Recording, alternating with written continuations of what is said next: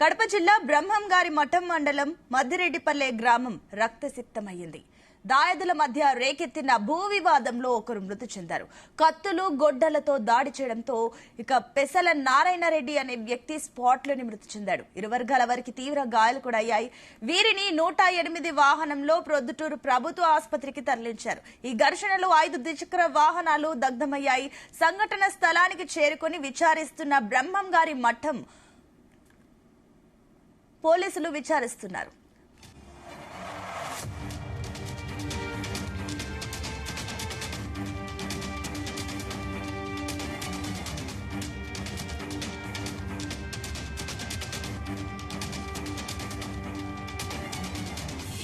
Right, ఇదే అంశానికి సంబంధించి మరిన్ని డీటెయిల్స్ మా కరెస్పాండెంట్ రామచంద్ర అందిస్తారు. రామచంద్ర, అటు ఇరు వర్గాల మధ్య ఉన్న ఘర్షణ ఇప్పుడు ఒకరి ప్రాణం మీదకి వచ్చినట్టు తెలుస్తుంది. ఏంటి దీనికి సంబంధించిన డీటెయిల్స్? కడప జిల్లాలో నిన్న ఘర్షణ వాతావరణం చోటు చేసుకునేది. అయితే బ్రహ్మంగారి మఠం మండలం మద్దిరెడ్డిపల్లె గ్రామంలో భూ సమస్యతో ఇరు వర్గాల మధ్య కూడా ఈ ఘర్షణ చోటు చేసుకునింది. అయితే వీరిద్దరూ కూడా ఒకటే కుటుంబానికి దాయాదులు వరుస అవుతారు. దాయాదులే కావడం గమనించాల్సినటువంటి విషయం. అయితే ఒక భూమి వివాదంలో ఈ ఇద్దరి మధ్య ఏదైతే ఈ వివాదం చోటు చేసుకుని ఘర్షణకు దారి తీసింది.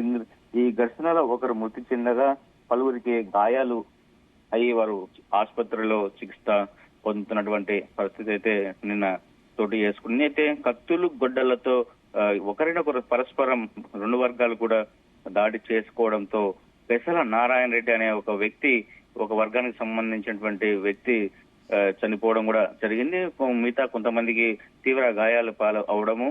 అయితే ఇరు వర్గాల వారికి ఇద్దరికి కూడా తీవ్ర గాయాలు కూడా అయినట్లు పోలీసులు అయితే చెప్పారు. అయితే వారందరినీ కూడా 108 వాహనంలో ప్రొద్దుటూరు ప్రభుత్వ ఆసుపత్రికి తరలించారు. అయితే అక్కడ వారికి చికిత్స అందిస్తున్నారు. అయితే ఈ నేపథ్యంలో ఘర్షణలో 5 ద్విచక్ర వాహనాలు కూడా దగ్ధమైనటువంటి పరిస్థితి అక్కడ చోటు చేసుకునింది. వెంటనే సమాచారం అందుకున్నటువంటి పోలీసులు ఇరు వర్గాలను చెరగొట్టే ప్రయత్నం చేశారు.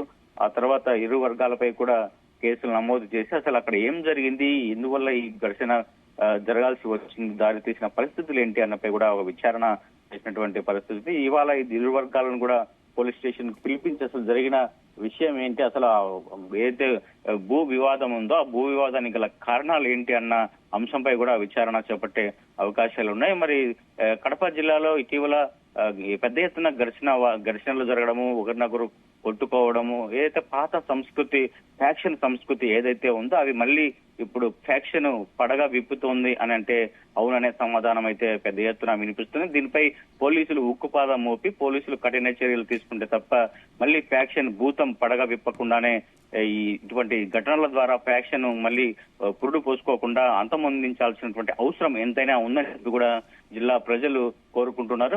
ఫ్యాక్షన్ లేకుండా ప్రశాంతంగా బ్రతుకుతున్నటువంటి కడప జిల్లాలో మరోసారి ఫ్యాక్షన్ రగిలించే ప్రయత్నాలు, ఏదైతే వర్గాల ఘర్షణలు, ఇవన్నీ కూడా ఫ్యాక్షన్ రేకెత్తించే అవకాశాలు చాలా ఎక్కువగా ఉన్నాయని చెప్పి కూడా కొంతమంది చెప్తున్నారు. మరి దీనిపై పోలీసులు కఠిన చర్యలు తీసుకోవాల్సినటువంటి అవసరం ఎంతైనా ఉందని చెప్పుకోవచ్చు. సునీత.